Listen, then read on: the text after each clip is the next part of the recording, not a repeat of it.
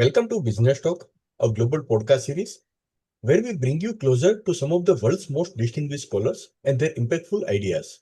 I'm Deepak, your host from India. Today's conversation takes us into the heart of contemporary Chile, its cities, its streets, and its middle-class homes. And our guest has spent decades listening closely to the stories that unfold there. We are honored to welcome Dr. Joel Stillerman as our distinguished guest on Business Talk. Dr. Joel Stillerman is a professor of sociology at Grand Valley State University in Michigan.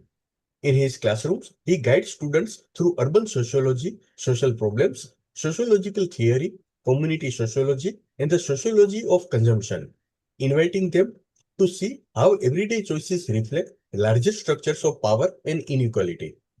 His journey into sociology began at the New School for Social Research, where he earned his PhD in sociology and historical studies, and continued through 4 years on the faculty at the University of Arizona and appointments at universities in Chile, deepening his connection to Latin American societies and struggles. Over the years, Professor Stillerman has become a leading specialist on Latin America, especially Chile. His research follows workers and unions organizers navigating protest and repression, families building lives under military rule, and vendors and shoppers weaving dense social worlds in street markets, flea markets, and shopping malls. His first book, The Sociology of Consumption, a Global Approach, zooms out from his research on Chile to consider how a focus on consumer behavior outside the global north changes how we think about consumer culture writ large. In his most recent work, he pays close attention to the seemingly small decisions: where to live, which school to choose, how to decorate a home, how to spend leisure time, because in those decisions lie moral commitments, aspirations, and anxieties about class, security, and belongingness. This long-term engagement with everyday life and structural change comes together in his fascinating book, Identity Investments: Middle-Class Responses to Precarious Privilege in Neoliberal Chile, published by Stanford University Press. In it, Professor Joel shows how Chile's middle classes manage their fragile status through housing, education, consumption, and political attitudes, revealing the emotional and cultural work involved in holding on to privilege in a highly unequal society. In today's episode, Professor Joel Stillerman joins us to share key insights from his insightful book, Identity Investments: Middle Class Responses to Precarious Privilege in Neoliberal Chile. His book received a 2024 Consumers and Consumption Distinguished Scholarly Publication Award presented by the American Sociological Association's Sanction on the Sociology of Consumers and Consumption, a testament to significance of his contribution to the field. Welcome, Professor Stillerman. We are so glad you are here today. Well, thanks very much for the invitation. Very pleased to have the opportunity to talk about my work. Thank you. Professor, after the end of Pinochet's dictatorship in 1990, Chile saw both rapid economic growth and a dramatic expansion of the middle class. How did you come to focus on this new middle class? And what were the key contradictions or tensions that first caught your attention in everyday life? Yes, so this was back in 2007. I was getting ready for first sabbatical and actually talked to a senior colleague of mine at the time. I was continuing to do some work on street markets, and several of my colleagues in Chile were getting very interested in the middle class. And as I dug deeper later, it was clear that there was kind of an opening discussion in various places around the world of a global middle class. We can talk a little bit about that if you're interested. So really, I was kind of torn between continuing with looking at traditional markets and middle classes, and my colleague really urged me to focus on middle classes. He said, this is a new and upcoming issue. It's something that is of great social and political interest in Chile, and so I kind of went with it. So it was a bit accidental, actually, the way I got into it. And I guess for me, I was very interested in kind of the fractures and conflicts within the middle classes. Oftentimes we think about, the middle classes versus the poor, the middle classes versus the rich, pardon me. and thinking about the middle classes as kind of like this homogeneous group. Of course, many researchers have pointed out that even if we look at like the jobs that middle class people do or their incomes, they vary quite widely.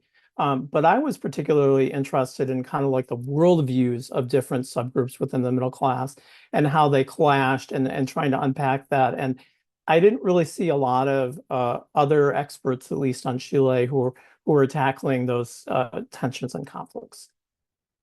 Professor, in the book, you develop the concepts of identity investments and precarious privilege to understand middle class experiences under neoliberalism. Could you walk us through these concepts and explain how they help us to see middle class lives differently from traditional narratives about social mobility and status? Yeah, so let me just say that a lot of economists, as well as sociologists, got very interested in a kind of a growing middle class in the 2000s, right? And so basically the idea is that with the sort of market opening after the fall of the Berlin Wall in 1989, that you begin to see um, high rates of economic growth in many countries of what we call the global south. It used to be the third world or the developing world, post-colonial societies for the most part. And you see a couple of things going on. One is that there are people that are leaving poverty and moving into what we would call a lower middle class. And you also see increasing wealth among professionals working in the private sector and small business owners and this kind of thing. This was most evident in China, also in India, but we see it in other places around the world, Brazil, the Philippines, Turkey, and so on. And so really the idea among the economists and some sociologists was, on the one hand, how are these middle classes becoming richer, relatively speaking? Um, and how are they trying, in the case of the kind of that upper middle class, how are they trying to safeguard their wealth and their status from the poor in their societies? And these are societies talking about the global south, where the majority of the population is poor, right? Or a very large segment of the population is poor.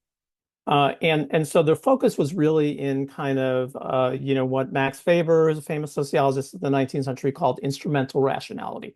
Basically, kind of calculating behavior. How can I get more for me? How can I achieve my goals in the most efficient way? And this kind of made a lot of sense given the growing wealth of these groups, or at least climbing out of poverty.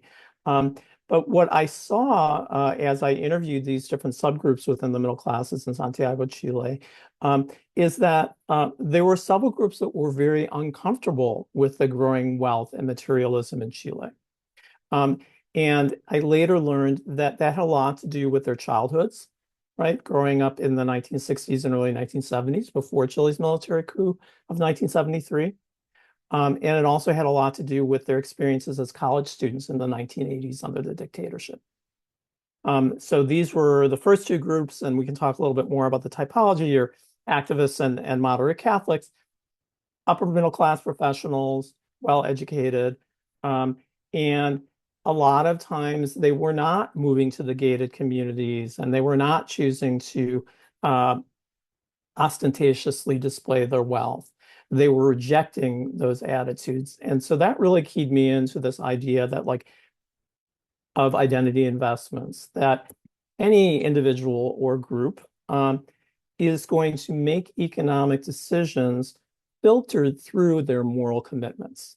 And so I identified different identity investments with these four groups, which I know we'll talk about in a couple of minutes. So basically the idea is, rather than making economic decisions purely based on the idea that I want more, for me, more material things or more status, rather I want to make sure that my economic decisions align with my moral commitments, whatever those may be. And of course, they're going to vary. Okay. The idea of precarious privilege is that the middle class is clearly, they're not poor, they're also not rich. And what I observed among upper middle class and lower middle class Santiago residents is that Some of them had experienced long periods of joblessness, even if they were in, highly competitive fields like information technology. Um, Others worked in professions that had been downgraded, like teaching, right? That had been a kind of a respectable profession decades in the past, and they basically had to switch careers. So they were dealing with occupational challenges. Those in the lower middle class oftentimes were churning through multiple jobs. They didn't have any kind of job security.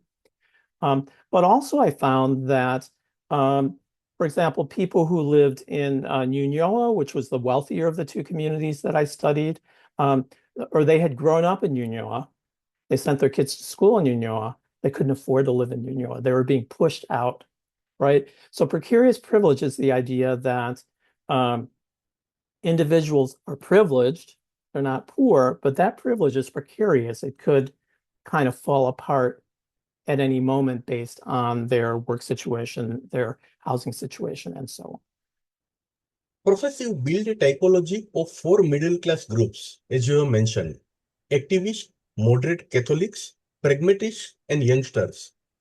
What distinguishes these groups in terms of their values, histories, and everyday priorities?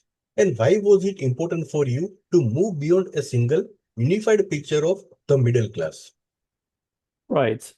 So, lots of times when we think about class, we think about a vertical hierarchy, top to bottom, the rich and the poor, or the upper middle class, the lower middle class, and this kind of thing. And in my thinking, I was very influenced by a late French sociologist, Pierre Bourdieu, who had a much more complex understanding of class and status, right? And so, he uses, I don't want to get too in the weeds, but he uses the idea of different forms of capital. It's kind of like an asset portfolio, if you want to think about, investments, right?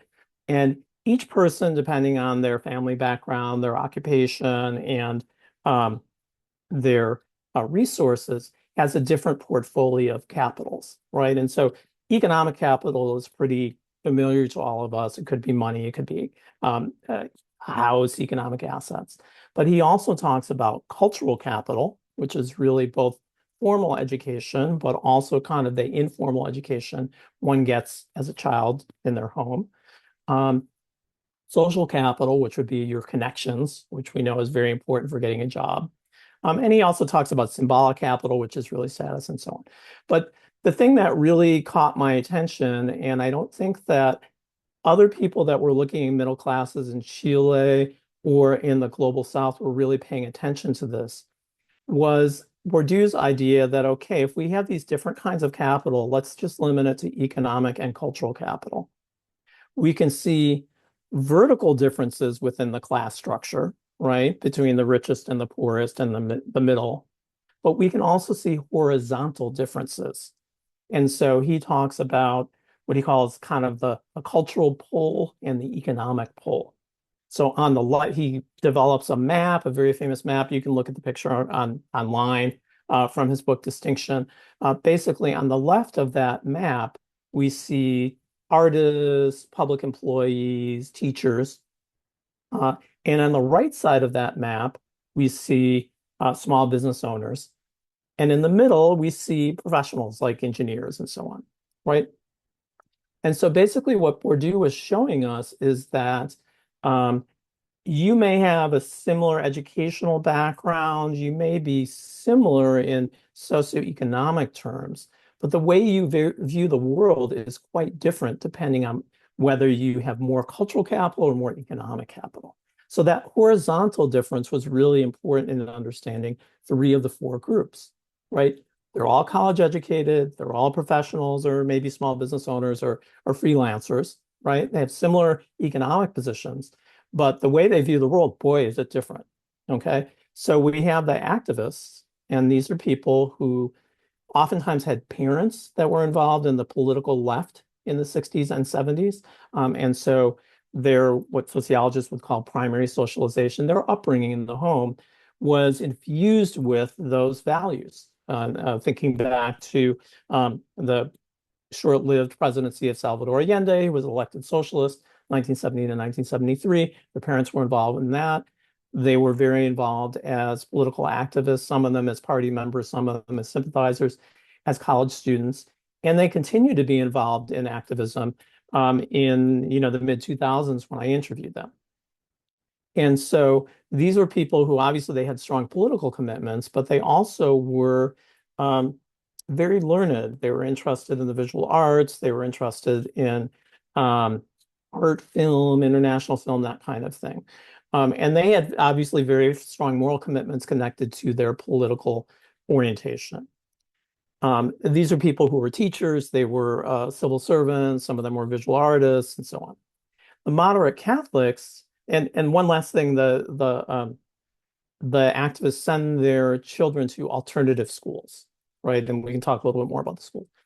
Moderate Catholics were people who had a strong Catholic upbringing, a lot of times tinged with liberation theology, which was an important phenomenon in Latin America from the 1960s to the 1980s.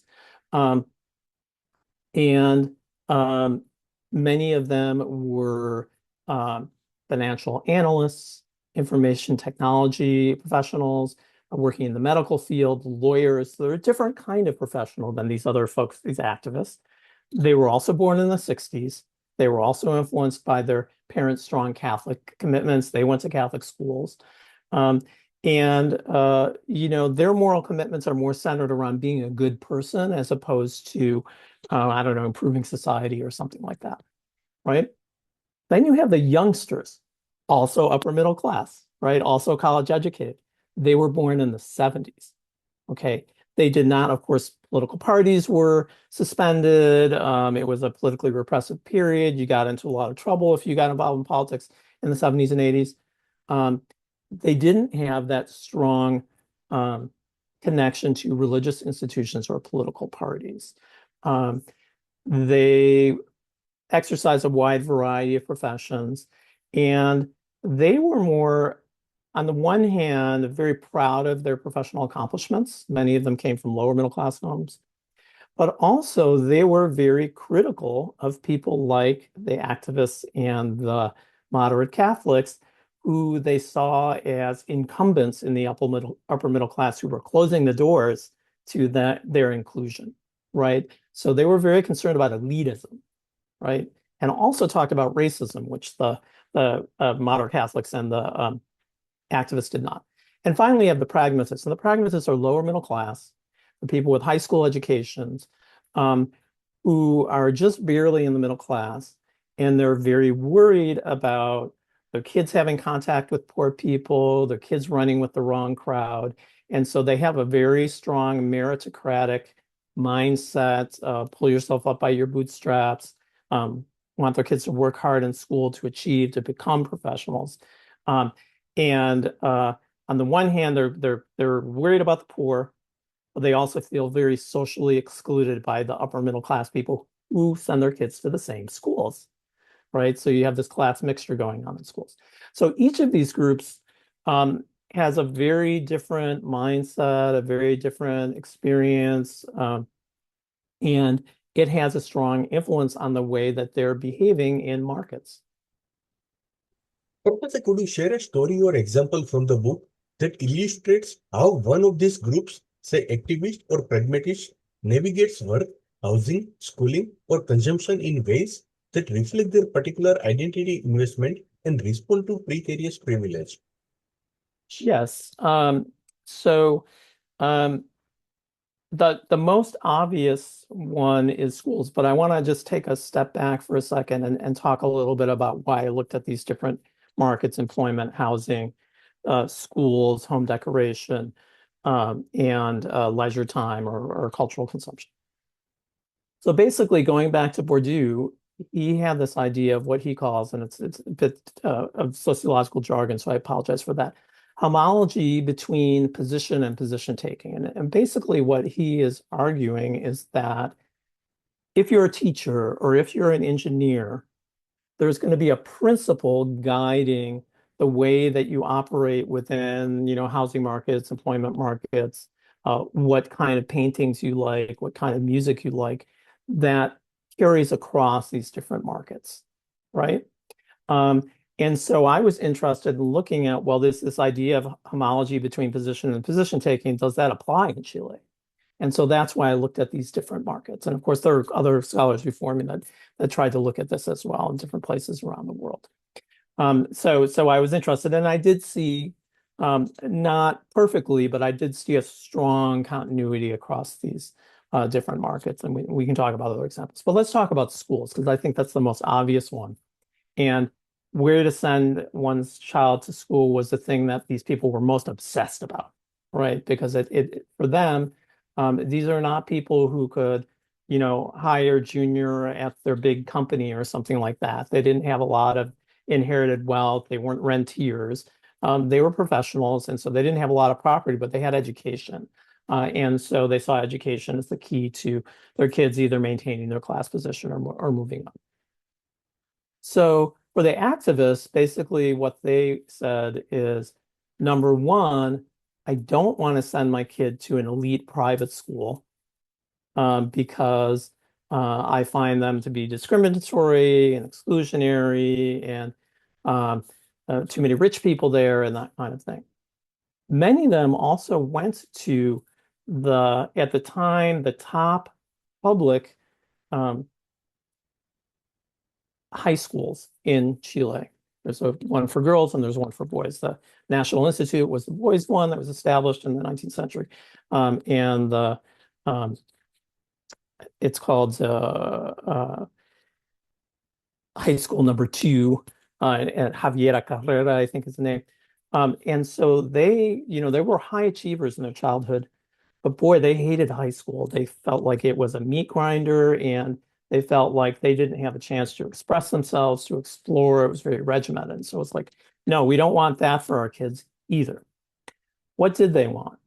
They wanted a place where their kids could be free thinkers, where they were exposed to different viewpoints, where they could develop their socio-emotional skills, um, and also where they could learn skills like public speaking, okay, which is connected obviously to the activism and the political orientation, right? And so they ended up sending their kids to schools that did not perform as well as other schools they could have afforded because of their identity investments, okay?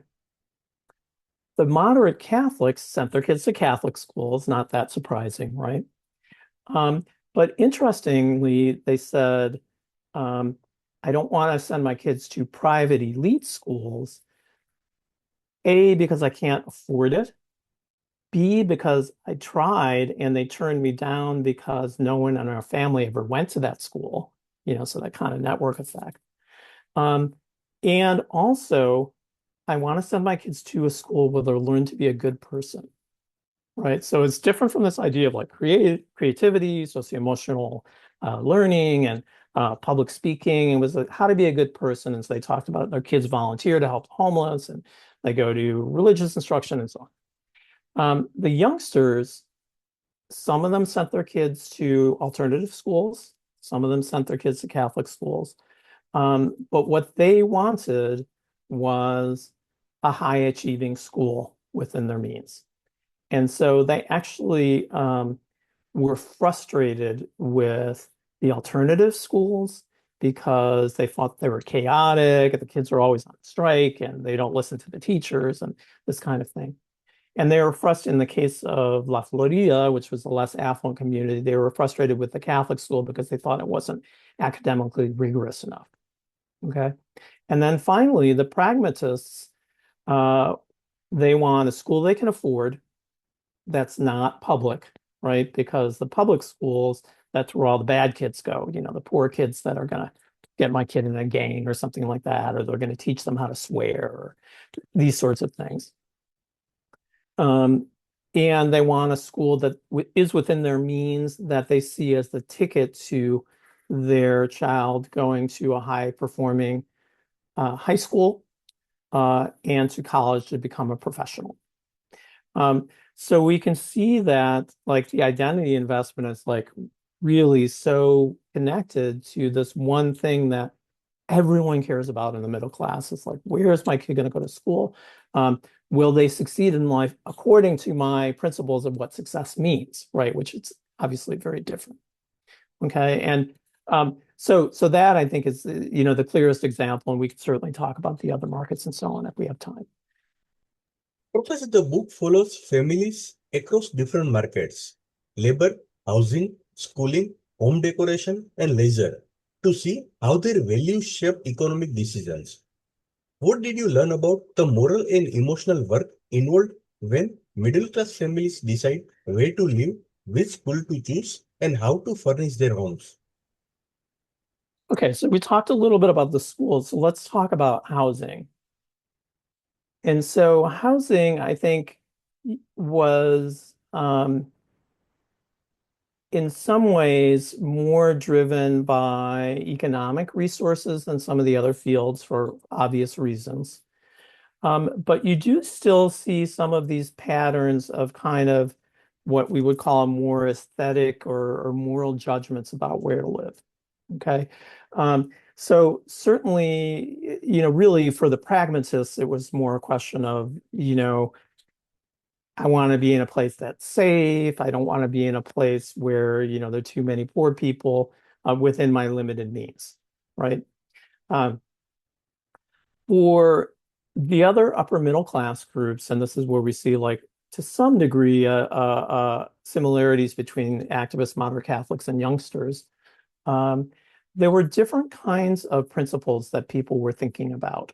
And where these are interesting is they don't really line up with studies of, oh gosh, Delhi or let's see, Johannesburg or some of these other cities where, oh, all the middle class wants to move to gated communities in the suburbs and they want to have this kind of, American style lifestyle and shut themselves off in the city and from the poor.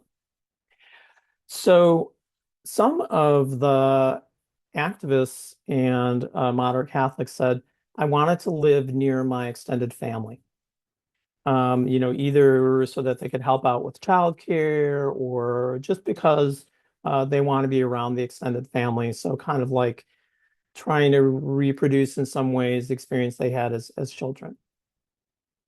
Another example was people were saying things like, I wanted the neighborhood concept, right? And so basically what these people wanted is to live in what urban sociologists call urban villages, right? So Jane Jacobs wrote a famous book in the 1960s. She was kind of an activist who wasn't really an academic, but wrote a book that was very influential in urban sociology, but also in urban planning, called The Death and Life of Great American Cities. It was about New York. And she argued that in certain kinds of neighborhoods where it has to do with like the spacing of the housing and a whole variety of factors, there are these individuals that she calls public characters, right? So the public characters are basically the store owners. And they keep their eyes, these little, we're not talking about Walmart, we're talking about, a little corner store. People would leave their apartment keys with the store owner so that when their kids came home from school, they could get into the apartment. They would tell them the gossip about the neighborhood. And the store owners would keep their eyes on the street because they didn't want, a robbery to happen on the street because that would scare away customers. And so these public characters are really important in kind of keeping the peace, keeping things calm in the neighborhood. But also they were kind of function as sort of a social glue that connected neighbors to each other. And so the people who were interested in living in an urban village basically were saying, I want to have a neighborhood that's walkable. I want to have a neighborhood that has a park where my kids can play. I want to be able to get to know my neighbors. So if anything comes up, I can call on them to go get my kid from school, or, if they see anything that looks a little sketchy on the block, uh, they can let me know. So they were looking for a place that had public characters, right? Neither of those things has anything to do with this kind of prototype of the global middle class that's living in gated communities. And in fact, the studies of gated communities find that a lot of times they're kind of antisocial. So there's a famous book about Sao Paulo, Brazil, City of Walls, Teresa Calderos, fantastic books written 25 years ago. And she studied a bunch of different gated communities in Sao Paulo. And she found that the people, like, they couldn't figure out how to just engage in daily interactions because they were so focused on kind of closing themselves off. They couldn't even get along with their neighbors, let alone the poor people that lived outside the gates, right? So there's these kinds of things. There are a few people that I interviewed who lived in gated communities, but they weren't the majority. Um, but then the other interesting thing that you see, and this is some of the activists and the moderate Catholics, um, they would say, um, you know, a lot of my friends are moving to these richer neighborhoods. So this would be, people who lived in La Florida and Ñuñoa, and there's some growing, very affluent communities. And they'd say, I could never live in a place like that. It just doesn't fit who I am, right? So there was that kind of phenomenon. But then the other thing that people said is one of the things that we observe in Santiago, and I think this isn't true of a lot of metropolitan areas in the global South, is that the pattern of suburbanization is quite different from what we might see in the United States, say. Okay, because historically poor people lived on the periphery of the city. They built their own homes, and they it started in informal settlements that were later formalized by local governments. And what we see happening in the 80s, 90s, and up to the present is that big developers build gated communities in those areas because the land is cheap, right? And so rather than having a suburban area that's like all middle class or upper class, you have a suburban area where there's the upper middle class and the poor are sort of cheek by jowl. And so some of the activists said, I don't want to live in a gated, people think that they're very progressive when they live in a gated community, when they're living by poor people. And I'm just like, I wouldn't want to live there because um, I want to be able to walk around my neighborhood and I wouldn't feel safe, right? And the similar kinds of comments from moderate Catholics. One gentleman said, um, uh, there's a municipality, a suburb of Santiago called Peñalolén. And he said, I don't want to move to Peñalolén, New York, referencing New York with the idea that New York is dangerous and, where I can get knifed waiting for the bus or something like that. And so they saw a certain degree of hypocrisy among those who are moving into these gated communities, or just it was in a social setting that they were uncomfortable with. And then the other comment that people made, which was kind of interesting, is they said, I don't want to live in I want to live in a house. I don't want to live in a high-rise apartment building. So there was a big growth in high-rise apartment buildings in Ñuñoa, a lot of other places in Santiago in the 2000s, and it's a whole other story. But so basically, one activist said, well, there's a study that shows that the kids that live in these apartment buildings, they have flat feet because they take the elevator in their apartment building, then they get driven to school, then they go to the shopping mall after school, and they never walk on rough surfaces. And so it's kind of the idea that, like, people are living and engaging in their leisure time in sort of these antiseptic artificial settings that are bad for your health because they make your feet flat or something like that. Whether or not that's true, I don't know. But the important thing is this is what people are thinking. All right, so that's housing. Let's talk a little bit about home decoration, because I think that's another interesting one. And there I really saw three different patterns. There was kind of a shared aesthetic across these four groups that I want my living room to be comfortable so that my kids are comfortable. If they spill something on the couch, it's no big deal. Um, Oftentimes they would furnish their homes with hand-me-downs from family, so kind of that connection with other generations of the family. And this idea of practicality. We want to have practical furnishings. We're not trying to have fancy decor, right? And then when we start looking at, like, how are they actually decorating these living rooms, that's when kind of the Bourdieu positions taking thing comes into effect. And so you see activists who say, well, uh, look at my living room, I have reproductions of, they didn't say look at my living room, but I interviewed them about the objects in their living room. They explained it to me. So it was quite common for people to have reproductions of an Ecuadorian painter, Osvaldo Guayasamín, who's now deceased, who painted very socially conscious paintings.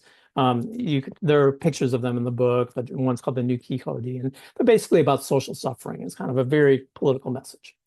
They would have reproductions of impressionist greats, so kind of um, illustrating their cultural capital. And then oftentimes, this is kind of a very Chilean thing, they would have blue-colored glass bottles. Why did they have blue-colored glass bottles? Because Pablo Neruda, the Nobel laureate poet from Chile, his houses are now museums. He had 3 houses in Chile, and he liked collecting blue glass bottles. And so it's this connection both with the erudition of this poet and the pride for the Nobel laureate, but also Pablo Neruda was a communist who died early in the dictatorship, and so there's a political connection there. So that's the activist.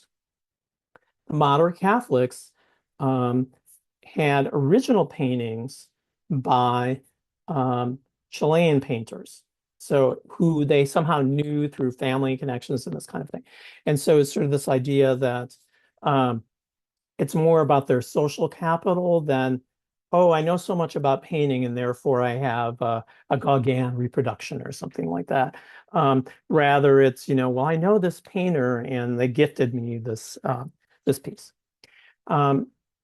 They also had a lot of religious objects, crosses, and this kind of thing.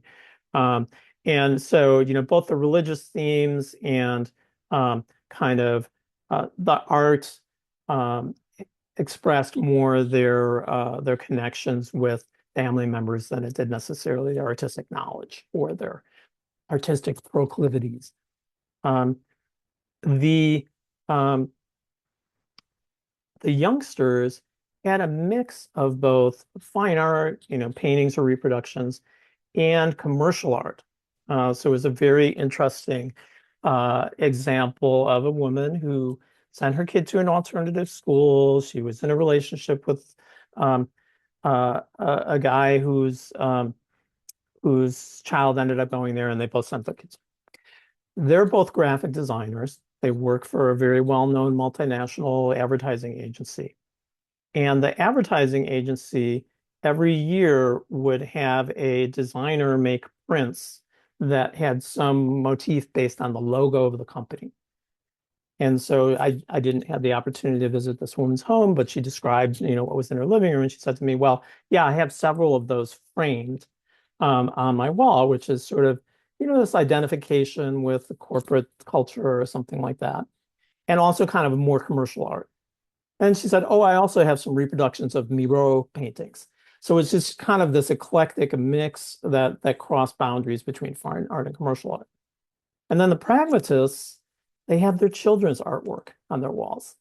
So it's much more of a do it, or things that they'd made themselves. So much more of a do it yourself aesthetic, based on celebrating their children's creativity, or some of their own work that they did, but they were not like formally trained artists themselves.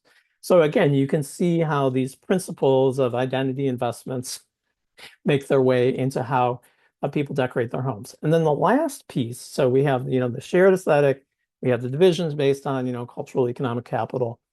And then the last thing, which didn't really map very clearly onto different, the 4 different groups, was very polarized attitudes about minimalism on the one hand and kind of more craft style decoration. Right. So on the one hand, you had women who grew up either outside of Santiago or they grew up in the lower middle class. They were successful professionals, very smart, but their social circle was people who came from wealthier backgrounds and had a kind of a different set of attitudes and values. And so there's a gal, she's a moderate Catholic lawyer. She decided to be a stay-at-home mom. She opted out, as the saying goes. And she said, I have all of these crafts in my house, and my friends come over and they say it looks like a bazaar in my house, but I don't care. I really like this stuff, and I don't, it doesn't embarrass me.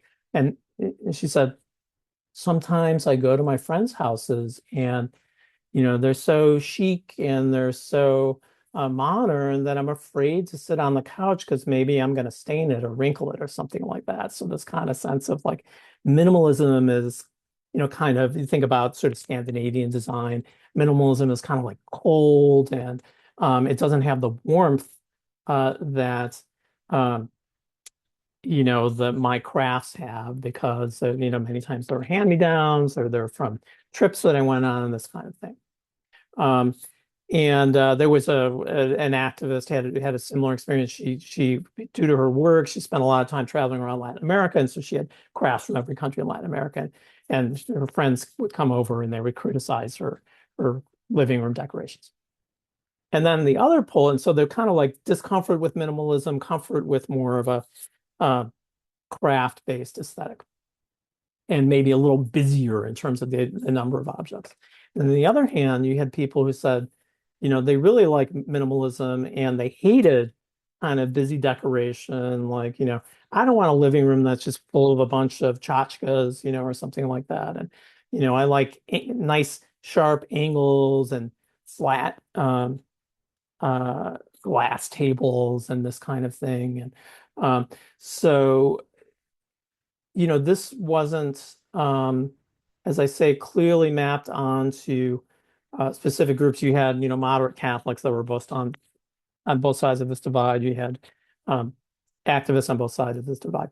But both of them agreed that they were against ostentation, right? So we're not like these new rich who have gigantic TV sets in their living room or who, um, you know, buy super expensive furniture just to show off because that goes against they didn't use the term, but identity investments, right? So,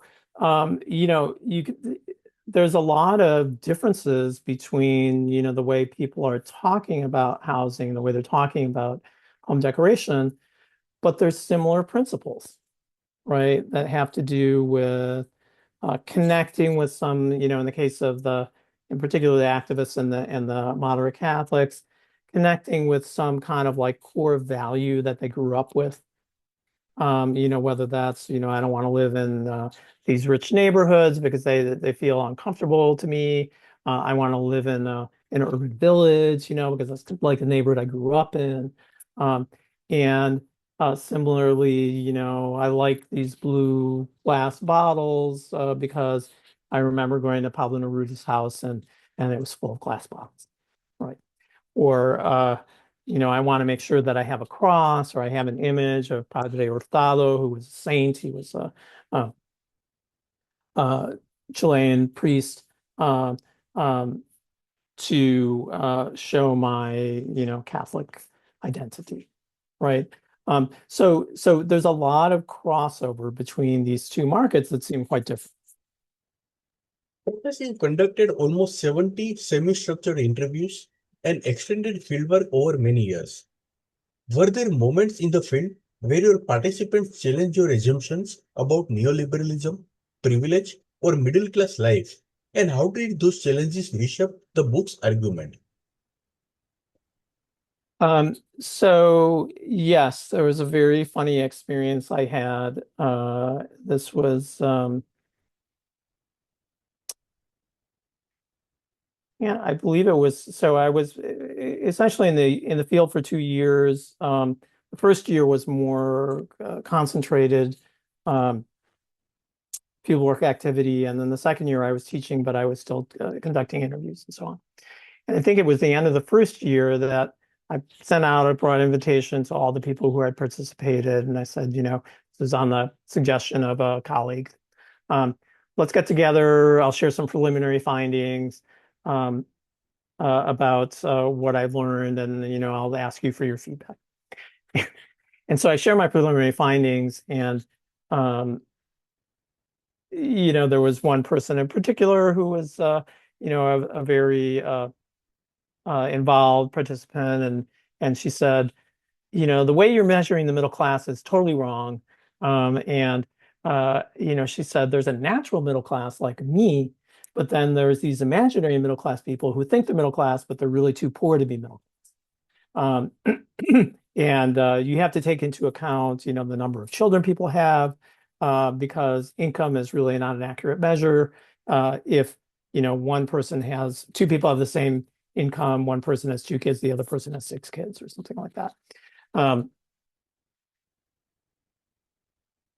And so there were comments like that I think told me more about how they define themselves than necessarily led me to think, no, I'm on the wrong track here. I have to rethink this. And I talk a little bit about in the methodological appendix some of these discussions where, I received pushback. There was another incident. This was a little bit awkward, but also, it's just part of the research enterprise. So at the university where I was teaching the second year that I was in Chile, Universidad Diego Portales, there was an opportunity to do kind of discussion about class and status and so on. And there were two popular books that had been published. One was by Elizabeth Subercaseaux, who's a well-known novelist, and the name of the book is I think like I'm selling a house in Las Condes. Las Condes is it's kind of a established rich community in Eastern Santiago, and it's kind of a satire of the upper class. And there was another journalist who wrote a kind of a more historically oriented book. Oh gosh, I'm blanking on the name. There's a, a derogatory term that Chileans use to talk about kind of the new rich or the strivers, social climbers. Ciútico is the term that is the name of the book. And so they both spoke a little bit about their book, and I talked a little bit about my research and so on. And two of the participants in the study attended, and they came up to me afterwards. And so Elizabeth Subercaseaux in particular, she's very critical of it would be something like class discrimination. I mean, classism, I don't really care for the term because it's kind of imprecise, but that's the term that she used. And so she's very critical of, kind of the people really who are much more wealthy than the people I studied, who, they claim that they're really nice to their housekeepers, but they still don't treat them very well. And, some of the foibles of the rich and famous, I guess, is really what she's getting at. And so these two people came up to me. One was a moderate Catholic, but she was kind of not in a super great financial situation. She was divorced and, basically living as a single mom, and freelancing. And the other guy was a youngster, and he worked in accounting for like corporate accounting. And so he actually was doing really well. And both of them felt like personally attacked by these accusations of classism. It's like, I can't believe you, organized this event and so on and so forth. It's, I kind of politely listen and so on. But again, it's another piece of data, I guess, is really what it boils down to, is like, obviously, this these presentations hit a nerve with them. They did not want to be associated with people who excluded others below them, and somehow, rather than just thinking oh, well, they're talking about other people or they're making generalizations. They took it as kind of like a personal affront. And so I wouldn't say that that necessarily like dramatically changed my framework, but it certainly made me reflect on um, kind of, this is something when you do this kind of research, um, you have, as a sociologist, you're part of a professional community in which you ask certain kinds of questions, you have certain kinds of training, and you have certain kinds of assumptions about what you're going to find out in the wild. Um, and those assumptions may be dramatically different from the way the people you interview are thinking about themselves, right? And then when you kind of reflect back to them, well, this is what you said to me, and this is how I understand it. Some of them are like, Joel, you nailed it. So there's one person who was super helpful. He sent his kids to one of the alternative schools, and he went to this presentation of findings, the first situation I described. Um, and he said, it's like looking in the mirror. And so he obviously felt very, um, that his experience was very clearly reflected in what I was saying. And then there were other people who were kind of like, oh, no, that's not right at all. Um, and so you kind of take it with a grain of salt. You think about what they have to say. Maybe go back and ask different kinds of questions, or look at the transcripts again, rethink how you're identifying this typology and so on and so forth. But the other thing I guess I would say is that in the case of this particular book, I finished my field work in 2010, and hope springs eternal. I thought within a few years I'd have the book out. Um, but some colleagues and I organized a conference in Chile, and then they wanted to turn that into an edited book that was published in Spanish in 2012. Then Polity Books came to me and they said, "Oh, we'd like you to write this um, sociology of consumption text for undergraduates." And I kind of thought to myself, well, it won't take that long. I've taught this class several times, should be easy in class. It took 3 years or something like that. And so and in the meantime, I published a couple of articles from the project. So I was kind of thinking through the different ideas. But the final version of the book didn't get submitted to Stanford until 2022. And so there was a 12-year lapse in which I had time to really think about not only the empirical material, but what all kinds of people were writing about middle classes and about um, taste and culture and symbolic boundaries and all these other things, to kind of put this whole thing together. And um, maybe in an ideal world, it would have been done sooner. But I think, it's an ambitious book that's trying to tackle, like, I don't know, 5 or 6 different markets. And so trying to create a unified story about those different settings what was a challenge. And so I guess my answer to kind of like, some of the friction between the way I was looking at things and the way my interviewees were looking at things, that's part of kind of this question of how do you come up with an argument. But the other part of the question is like how you digest all the material in addition to all of the things that you're reading. Professor, the book connects middle class identity investments to Chile's recent political shift, from mass mobilizations and constitutional debates to the rise of new conservative forces. How do different middle class groups, activists, moderate Catholics, pragmatic youngsters relate to these political changes? And what does that tell us about the future of democracy in Chile? Yes.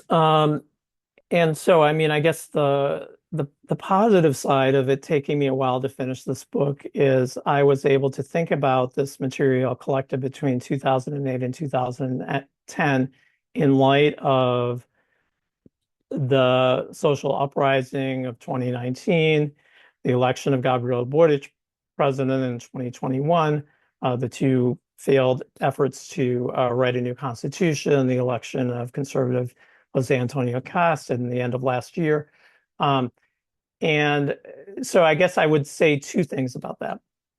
The first is that when I was doing my field work, that was a very different moment in Chile than today. And so we don't want to assume that the middle classes of today are identical to the middle classes of 2008 to 2010.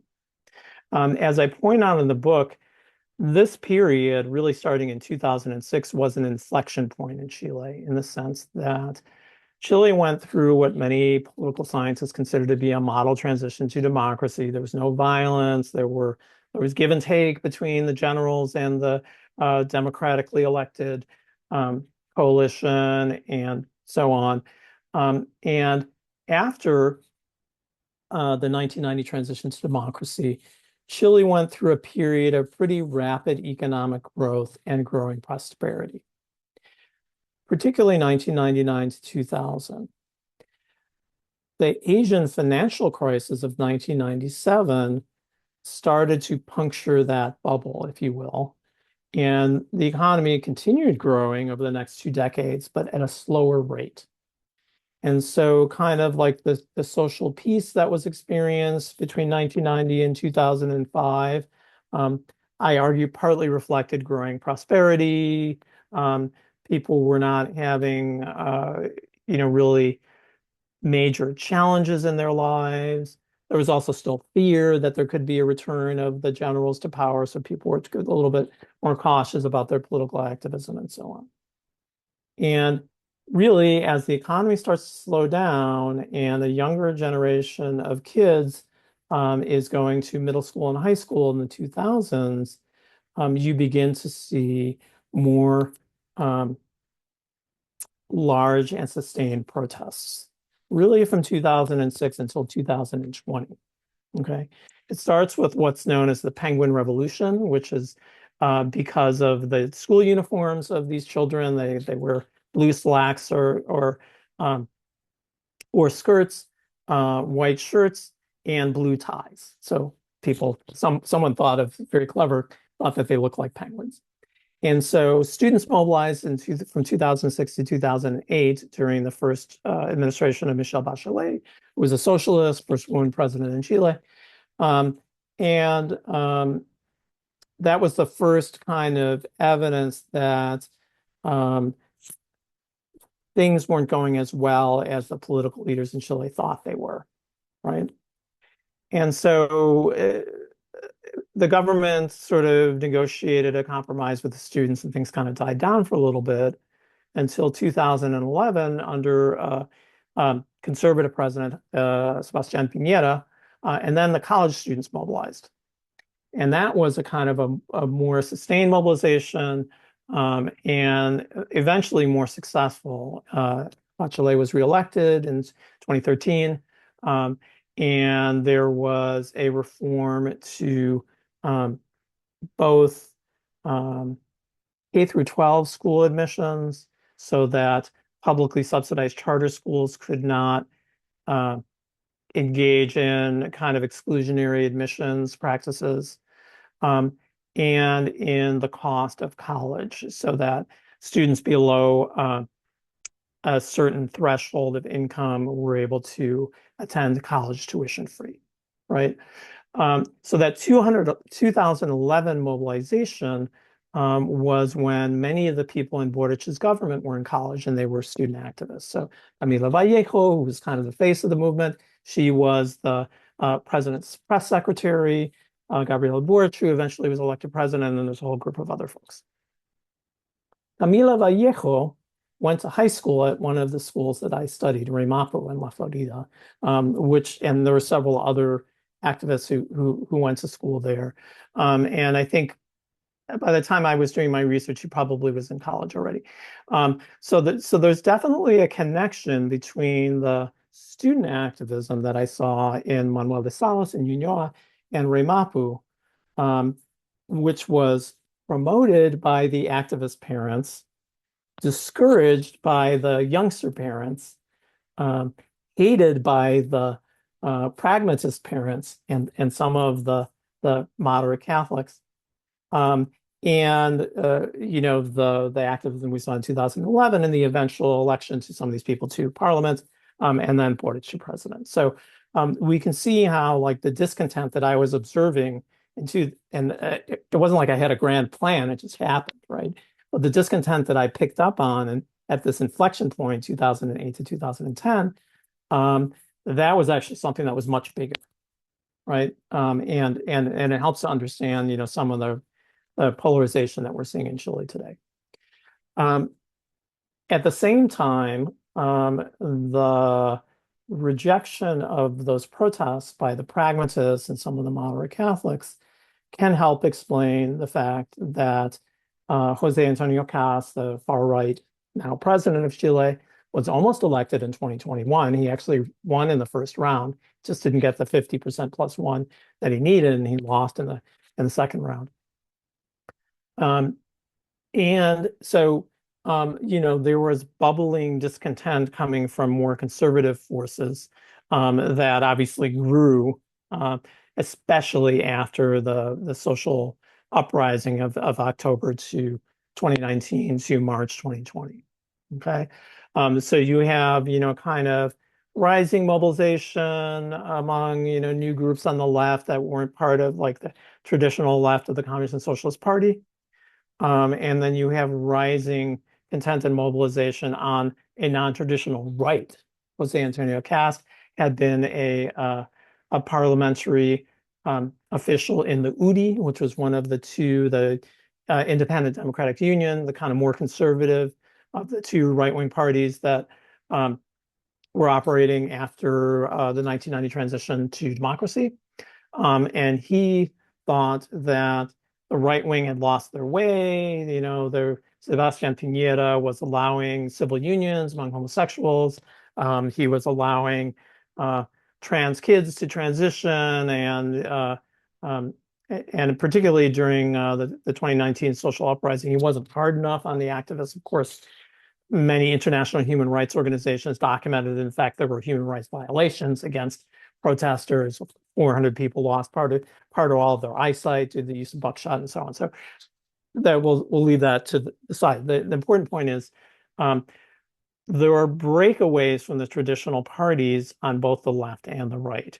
And the germ of that, I would say it was maybe even before my research, other scholars noted that by around 2005, identification with the Christian Democratic Party and some of the other parties had started to decline among voters. So kind of the social bases of these traditional parties was eroding by the mid-2000s. Okay. So, one, I guess, reading of what's happening in Chile right now would be that, oh, but you spend all this time in your book on activists and moderate Catholics, but look at Cast's election and look at the fact that the constitutional convention's draft constitution got shot down. Surely these people are irrelevant. And I guess my counter argument to that would be that similar forms of polarization that I observed in 2008 to 2010 continue to be present in Chile today. And that is evident through the fact that 80% of the Chilean population in 2020 voted to move forward with the Constitutional Convention. And while the first Constitutional Convention itself was quite controversial and the right was very savvy and effective in their messaging against it, many of the people who were elected have a very similar profile to the activists, right? And one could argue that while Gabriela Boric wasn't the first choice of many of the moderate Catholics in the first round, in fact, there was a Christian Democratic candidate who didn't make it to the top two, but she had a decent vote tally. Both the center-right and the centrist voters coalesced around Boric because they were afraid of the hard right perspective of caste in late 2020. I can't remember. I believe it was the end of 2021 that the second round election happened.